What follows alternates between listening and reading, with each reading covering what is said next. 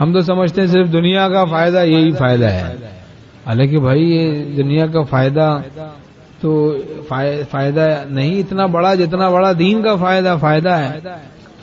مال سے بڑھ کر جان ہے، جان سے بڑھ کے ایمان ہے، مال سے بڑھ کے جان ہے، جان سے بڑھ کے ایمان ہے۔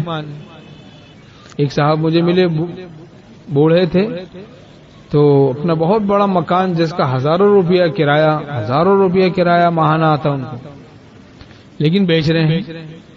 کیوں بھائی، کیوں آپ بیچ رہے ہیں؟ اب دیکھیں، وقت کی بات ہوتی ہے، وہی جوان آدمی کی کیا سوچ اور کیا جذبات ہوتے ہیں اور کیا خیالات ہوتے ہیں۔ ایک بوڑھا آدمی، اس کے جذبات، اس کے خیالات، اس کی سوچ بھی بدل جاتی ہے بڑھاپے کی وجہ سے۔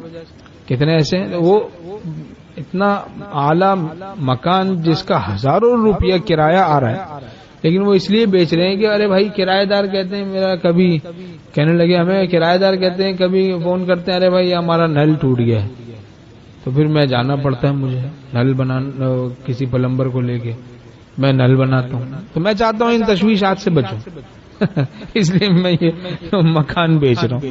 ہمیں تعجب ہو گیا، جوان آدمی تو کبھی اس قسم کا سوچ بھی نہیں سکتا۔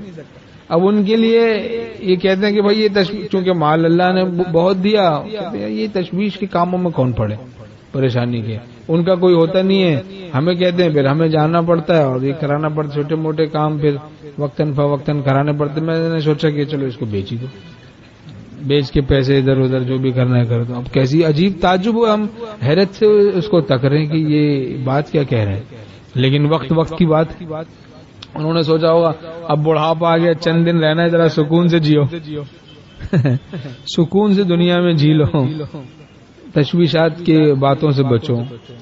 تو صرف مال سب کچھ نہیں، مال سے بڑھ کر جان ہے، جان سے بڑھ کر ایمان ہے، مال سے بڑھ کے جان ہے، جان سے بڑھ کے ایمان۔ ہمارے شیخ رحمۃ اللہ علیہ فرماتے تھے موقع اگر آئے تو مال دے کے جان بچا لو، اور موقع آئے تو جان دے کے ایمان بچا لو۔